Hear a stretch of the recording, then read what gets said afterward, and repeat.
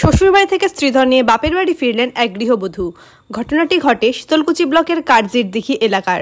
জানা যায়, গোলেনাওহাটির গ্রাম পঞ্চায়েতের এলাকার সুলেখা বর্মনের সাথে কারজিরদিঘির সুশান্তর সঙ্গে বিয়ে হয়। তাদের একটি ফুটফুটে ছেলে সন্তানও রয়েছে। অভিযোগ, সুলেখা বর্মনের স্বামী তার বিয়ের ৩ মাস পর থেকেই প্রতিনিয়ত তাকে মারধর করেন পরিবারের লোকজনের কথা শুনে, এবং বাপের বাড়ি থেকে টাকা আনার জন্য বিভিন্ন দিক থেকে তাকে চাপ দেওয়া হয় বলে জানান। এমনকি মেরে ফেলারও হুমকি দেন। যদিও কোর্টের আদেশে আজ ওই গৃহবধূ তার শ্বশুরবাড়ি থেকে জিনিসপত্র নিতে গেলে বাবার বাড়ি থেকে দেওয়া অলংকারটা কিন্তু তিনি পাননি।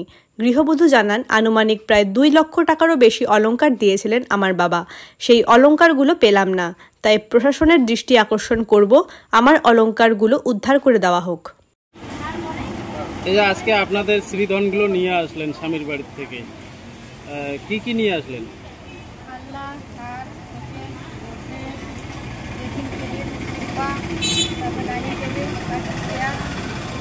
যা যা দিয়েছিল তোমার বাবার বাড়ি থেকে সবকিছু পেয়েছে ফেরত? যা যা বাবার বাড়িতে দিয়েছিল, সোনার জিনিসগুলো দিয়েছিল, সেগুলো আমি পাইনি।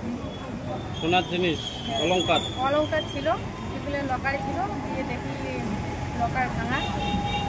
লকারটা ভাঙা ছিল? আপনার সাথে পুলিশ প্রশাসন গেছিল? ওরাও দেখেছিল, সবাই দেখেছিল।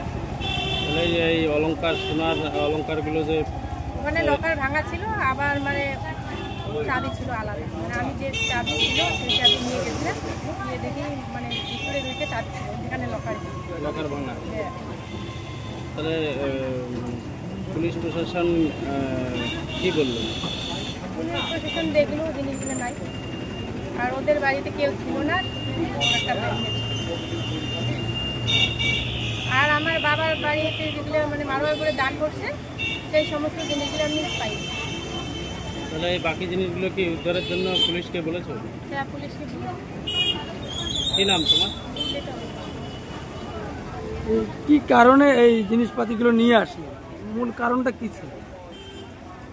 কারণ ছিল মানে আমাদের মানে আমার কোনো খোঁজ খবর করে না, আমার ছেলেরও খোঁজ খবর করে না, আমাদের মানে জিনিসপত্র নিয়ে কাজিয়ে হতো, জিনিসপত্র নিয়ে কাজিয়ে মানে জিনিসপত্র এবং আমাকে মারধর করতো, অনেক কিছু করতো, আমার উপর অত্যাচার, ভাষায় গালি দিত। বাবার বাড়ি থেকে আবার জিনিসপত্র টাকা পয়সার জন্য চাপ দিত?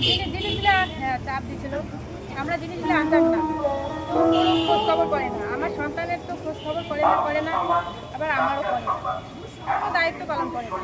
এমনকি কোর্টে কেস চলছে। কতদিন আগে বিয়ে হয়েছে? 2021-এ বিয়ে হয়েছে, আষাঢ় মাসে, মানে জুলাই মাসে। আপনার বাচ্চা কয়টা? বাচ্চা একটা। আপনার স্বামীর নাম কি? সুশান্ত বর্মন। বাড়ি কোথায়? আমার স্বামীর বাড়ি রাজারহাট। কি নাম?